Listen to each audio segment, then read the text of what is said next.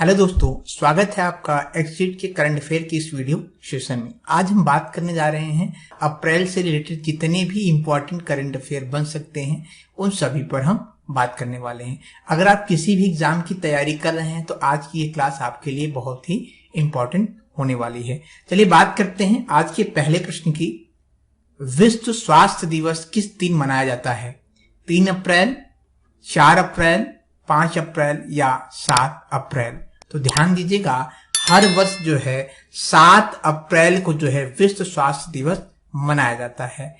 इसका थीम क्या है, ये क्यों मनाया जाता है और इसकी शुरुआत किसके द्वारा की गई है? अगर हम इसकी बात करें तो ध्यान दीजिएगा, विश्व स्वास्थ्य दिवस जो है ये लोगों को जागरूक करने के लिए स्वास्थ्य के प्रति इसलिए मनाया जाता है और इसकी शुरुआत जो है WHO के द्वारा की गई थी। किसके द्वारा? WHO के द्वारा इसकी शुरुआत कब की गई थी? 7 अप्रैल 1950 में की गई थी। एक प्रश्न यहाँ पे और बनता है कि WHO का फुल फॉर्म क्या है? तो WHO का जो फुल फॉर्म है वो है वर्ल्ड हेल्थ ऑर्गेनाइजेशन। ये WHO की फुल फॉर्म है। इसकी स्थापना कब हुई थी? 7 अप्रैल 1948 में इसकी स्थापना हुई थी। किसकी? WHO की। जिनेवा इसकी क्या है? हेड क्वार्टर यानी मुख्यालय इसकी जिनेवा है। कहाँ पे है? जिनेवा में इसकी मुख्यालय स्विट्जरलैंड में है। अब एक प्रश्न और बनता है कि 2022 की थीम क्या है विश्व स्वास्थ्य दिवस की? तो आवर प्लेटनेट आवर हेल्थ जो है इसकी थीम है। अब बात आई है अप्रैल की, तो अप्रैल में होने वाले कुछ इंपॉर्टेंट दिवस के बारे में अगर हम बात करें तो 1 अप्रैल को जो है उत्कल दिवस यानी ओडिशा दिवस और RBI स्थापना दिवस मनाया गया। 2 अप्रैल की बात करें, 2 अप्रैल को अंतर्राष्ट्रीय बाल पुस्तक दिवस मनाया गया। 5 अप्रैल की बात करें दोस्तों तो राष्ट्रीय समुद्री दिवस, ये कब मनाया गया? 5 अप्रैल को। बात करते हैं अगले प्रश्न की। हाल ही में किस राज्य सरकार ने सरकारी स्कूलों में हॉबी हब स्थापित करने की योजना शुरू किया है? उड़ीसा ने, छत्तीसगढ़, दिल्ली या गुजरात? तो ये किसने किया है हॉबी हब शुरुआत करने की? ये दिल्ली सरकार ने किया है। किसने? दिल्ली सरकार ने। ये हॉबी हब क्या होता है इसके बारे में अगर हम डिस्कस करें दोस्तों तो दिल्ली सरकार ने अतिरिक्त शैक्षणिक गतिविधियों को बढ़ावा देने के लिए स्कूल के समय के बाद जो है दिल्ली में सरकारी स्कूलों में हॉबी हब स्थापित करने की बात कही है। यह हॉबी हब क्या है तो ध्यान दीजिएगा, इसके अंतर्गत dance, music, theatre, fine arts या क्राफ्ट जैसे कई ऐसी गतिविधियां जो बच्चों को उनके रुचि के अनुसार ट्रेनिंग दी जाएगी। अब बात आई यहाँ पे दिल्ली सरकार की, तो दिल्ली से रिलेटेड जितने भी इंपॉर्टेंट करंट अफेयर हाल फिलहाल के बने हैं उस पर अगर हम डिस्कस करें दोस्तों तो दिल्ली सरकार ने बेघर बच्चों के लिए फिल्डर टास्क फोर्स की गठन किया है। ई कचरे से निपटने के लिए देश के पहले ई वेस्ट इको पार्क की मंजूरी दे दी है। किसने? दिल्ली सरकार ने। स्कूल हेल्थ क्लिनिक का उद्घाटन किसने किया है? दिल्ली सरकार ने किया है। दिल्ली सरकार के द्वारा जो है कठपुतली या पुतल उत्सव का आयोजन किया गया है। पूर्व प्रधानमंत्रियों का संग्रहालय दिल्ली में बनाया जा रहा है। श्रमिक मित्र योजना की शुरुआत किसने की है? ये की है किसने? दिल्ली सरकार ने। बात करते हैं अगले प्रश्न की। हाल ही में किसने क्वीन ऑफ फायर नामक एक उपन्यास लिखा? प्रियंका गांधी मोदी, के श्याम प्रसाद, देविका रंगाचारी या कोई नहीं? तो क्वीन ऑफ फायर नामक जो पुस्तक है ये किसने लिखा दोस्तों? ये लिखा है देविका रंगाचारी ने। अगर हम इनके बारे में बात करें कि देविका रंगाचारी कौन है तो देविका रंगाचारी की बात करें तो ये एक इतिहासकार हैं और ये जो पुस्तक इन्होंने लिखा है क्वीन ऑफ फायर नामक पुस्तक जो है ये किसके ऊपर वर्णित है? ये जो है रानी लक्ष्मीबाई के ऊपर, उनके सैनिक और राजनीतिक के रूप में इनकी यात्रा के बारे में बताया गया है।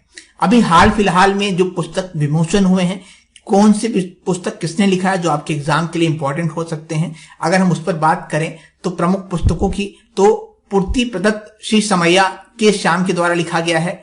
Anfield wealth India's oil story ये ऋचा मिश्रा के द्वारा लिखा गया है। The founders the story of people ये जिमी सोनी के द्वारा लिखा गया है। उड़ान एक मजदूरी बच्चे की मिथिलेश तिवारी के द्वारा लिखा गया है। अ नेशन टू प्रोटेक्ट ये प्रियंका गांधी मोदी के द्वारा लिखा गया है और द मिलेनियल योगी ये दीपक चटर्जी के द्वारा लिखा गया है। बात करते हैं अगले प्रश्न की। हाल ही में उत्तर प्रदेश के मुख्यमंत्री ने किस जिले में स्कूल चलो अभियान की शुरुआत किया है? तो ये कहां पे किया है दोस्तों? गोरखपुर, अयोध्या, श्रावस्ती या उपरोक्त में कोई नहीं। तो ये कहां पे किया है? श्रावस्ती जिले में। अब बात आई है यहाँ पे उत्तर प्रदेश की। तो पहले हम बात करते हैं जो स्कूल चलो अभियान क्या है, इसके बारे में अगर हम बात करें तो उत्तर प्रदेश के मुख्यमंत्री योगी आदित्यनाथ ने राज्य में प्राथमिक और उच्च प्राथमिक विद्यालयों को 100% जो है नामांकन सुनिश्चित करने के लिए श्रावस्ती जिले में स्कूल चलो अभियान की शुरुआत किया है। श्रावस्ती जिला जो है दोस्तों वो साक्षरता दर में सबसे कम है।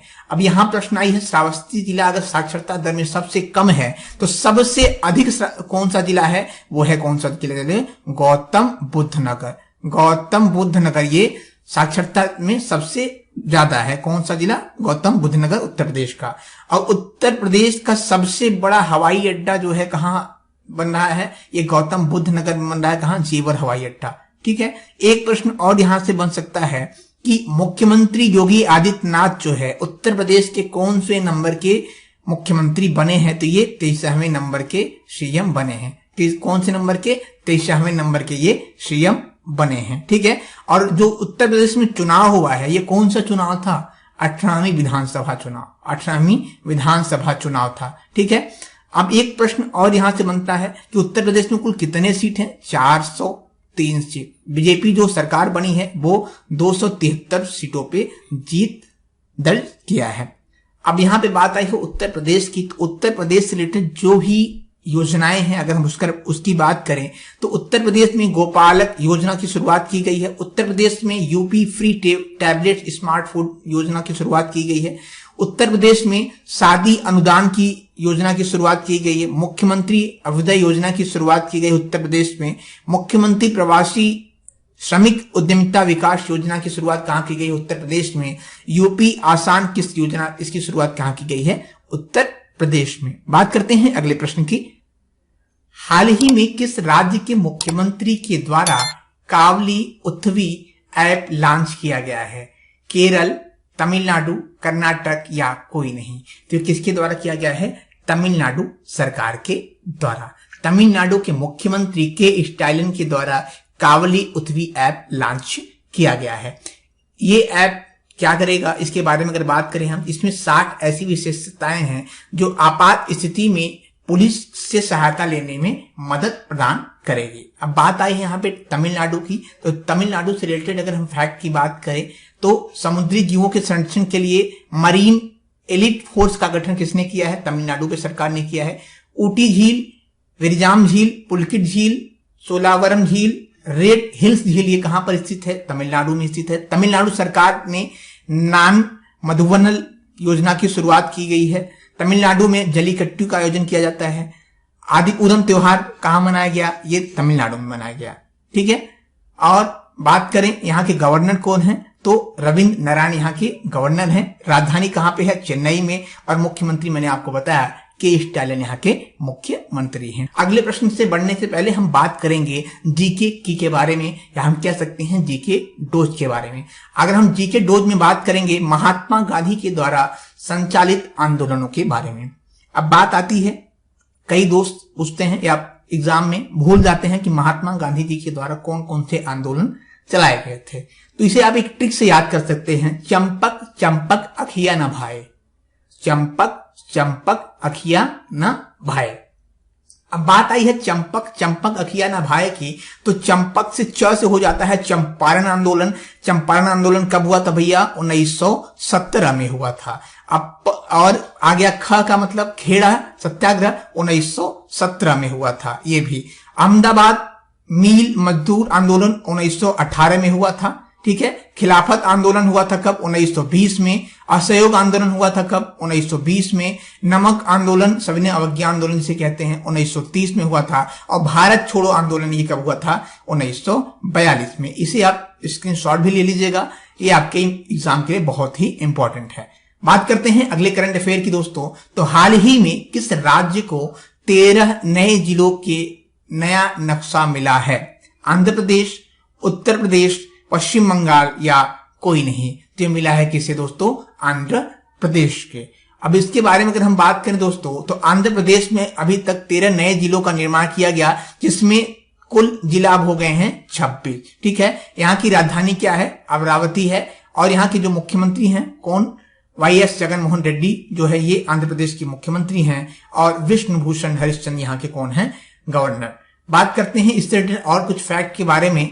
आंध्र प्रदेश के अगर करंट अपडेट की बात करें तो भारतीय नौसेना का बहुपक्षीय अभ्यास मिलान 2022 कहां पे हुआ था, आंध्र प्रदेश के विशाखापट्टनम में। Skoch state of governance ranking में आंध्र प्रदेश पहले स्थान पर रहा है।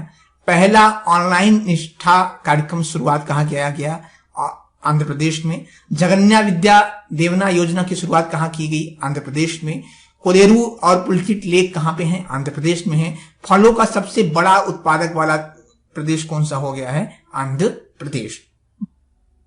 हाल ही में भारत और एशिया के सबसे अमीर व्यक्ति कौन बन गए हैं, मुकेश अंबानी, गौतम अडानी, रतन टाटा या अजीत प्रेम जी। ये कौन बन गए हैं दोस्तों, ये बन गए हैं गौतम अडानी जो है एशिया और भारत के सबसे अमीर व्यक्ति बन गए हैं। अब ये हमें पता कैसे चलता है कि सबसे अमीर व्यक्ति एशिया और भारत के बने हैं, तो अभी हाल ही में ब्लूमबर्ग बिलियनर्स इंडेक्स जारी हुआ है जिसमें इनको 10वां स्थान प्राप्त हुआ है, यानी ये विश्व में 10वें स्थान पर, और भारत और एशिया में ये पहले स्थान पर बने हैं।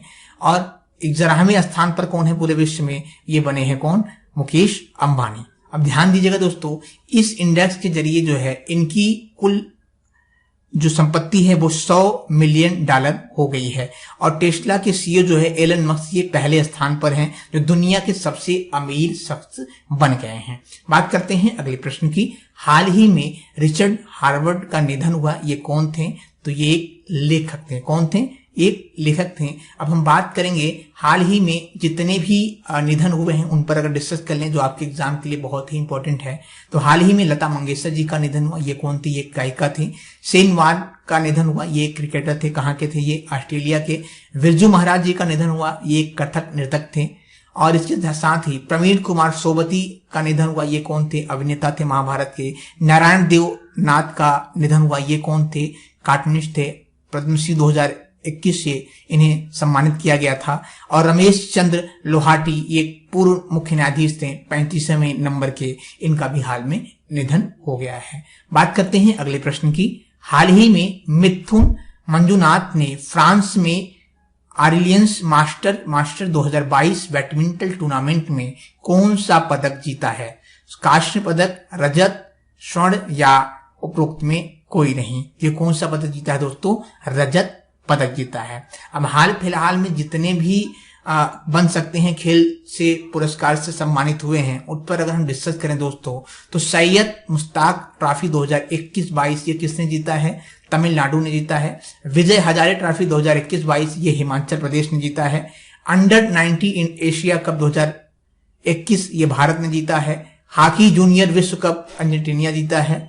विश्व शतरंज चैंपियन मैग्न कार्लसन ने जीता है। और चैलेंज ट्रॉफी 2021-22 ये किसने जीता है, इंडिया ने जीता है। बात करते हैं अगले प्रश्न की। अगर हम बात करें हाल में आईसीसी महिला क्रिकेट विश्व कप हुआ था, ये किसने जीता है, ये ऑस्ट्रेलिया ने जीता है। बात करते हैं अगले प्रश्न की। हाल ही में टाटा पावर सोलर ने किस राज्य में 160 मेगावाट की परियोजनाओं की शुरुआत किया है, मध्य प्रदेश, हरियाणा, राजस्थान या उत्तर प्रदेश। तो ध्यान दीजिएगा, ये टाटा पावर सोलर की जो शुरुआत की गई है ये कहां पे की गई है, ये की गई है राजस्थान में। अब बात आई है यहाँ पे राजस्थान की दोस्तों, तो राजस्थान से रिलेटेड कुछ पॉइंट की अगर हम बात कर लें तो ध्यान दीजिएगा, अभी हाल में 30 मार्च को जो है राजस्थान दिवस मनाया गया। कौन सा दिवस, राजस्थान दिवस कब मनाया गया भैया, 30 मार्च को। और एक चीज, क्षेत्रफल की दृष्टि से सबसे बड़ा राज्य कौन सा है, ये राजस्थान है। जवाहर सागर बांध कहां पर है, राजस्थान में स्थित है। रामगढ़ बांध कहां पर स्थित है, ये जो है राजस्थान में स्थित है। और सांभर झील कहां पर स्थित है, ये कहां पर स्थित है भैया, राजस्थान में। और कुछ पॉइंटों की अगर हम बात करें दोस्तों, तो यहाँ के गवर्नर कौन है, कलराज मिश्र। राजधानी कहां पे है, जयपुर। और मुख्यमंत्री कौन है, अशोक गहलोत। अब बात आई है राजस्थान की, तो राजस्थान से रिलेटेड जितने भी हाल फिलहाल के करंट अफेयर बन सकते हैं उस पर भी अगर हम डिस्कस करें दोस्तों, तो भारतीय वायुसेना ने राजस्थान में वायु शक्ति अभ्यास की आयोजित किया। खादी के कपड़े से बना दुनिया का सबसे बड़ा राष्ट्रीय ध्वज जैसलमेर में प्रदर्शित किया गया, कहां पे, राजस्थान में है। राजस्थान राज्य सरकार ने उड़ान योजना की शुरुआत किया। इंदिरा गांधी शहरी क्रेडिट कार्ड योजना की शुरुआत कहां पर की गई? राजस्थान में की गई। राज्य सरकार ने महिलाओं के लिए बैक टू वर्क योजना की शुरुआत की गई कहां पे?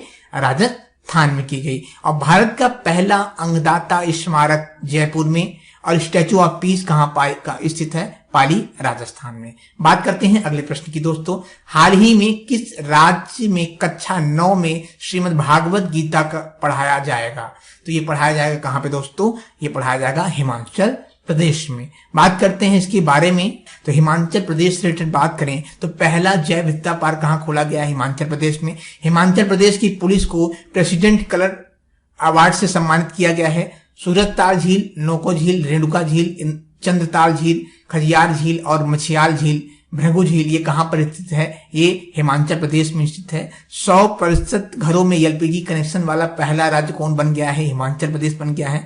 मुख्यमंत्री शहरी रोजगार गारंटी योजना, ये कहां पर शुरुआत की गई है? हिमाचल प्रदेश में। पहला पूर्ण रूपेण से कोविड टीकाकरण वाला राज्य जो बन गया है वो बन गया है कौन? हिमाचल प्रदेश बन गया है। बात करते हैं अगले प्रश्न की। हाल ही में केंद्र सरकार ने नया विदेश सचिव किसे नियुक्त किया गया है?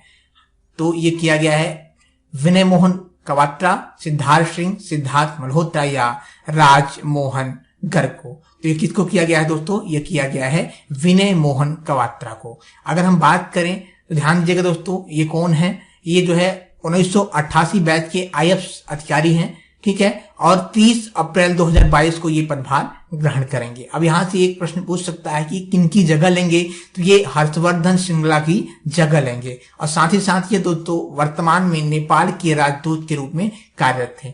अगर हम बात करें हाल फिलहाल की कुछ नियुक्तियों के बारे में दोस्तों, तो एन चंद्रशेखर जो है एयर इंडिया के अध्यक्ष बने हैं। एस किशोर जो है एसएससी के नए अध्यक्ष बने हैं। आर हरि कुमार जो है भारत के नौसेना के प्रमुख बने हैं।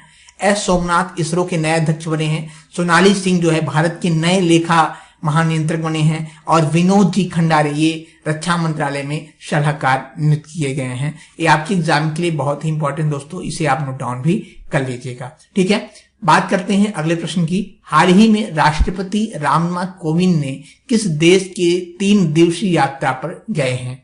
फ्रांस, नीदरलैंड, इटली या उपरोक्त में सभी? तो ये कहां पे गए हैं? नीदरलैंड। अब बात आई है यहाँ पे नीदरलैंड की, तो बात करें तो यहाँ का जो मुद्रा है ये यूरो है, और यहाँ के जो प्रधानमंत्री हैं मार्क रट हैं, और यहाँ की जो राजधानी है एमस टंडर्म है। और यहाँ की बात करें कि ये कहां पर स्थित है, तो यूरोप महाद्वीप में एक प्रमुख देश है, और यह उत्तरी पूर्वी में स्थित है। कहां के? यूरोप महाद्वीप में।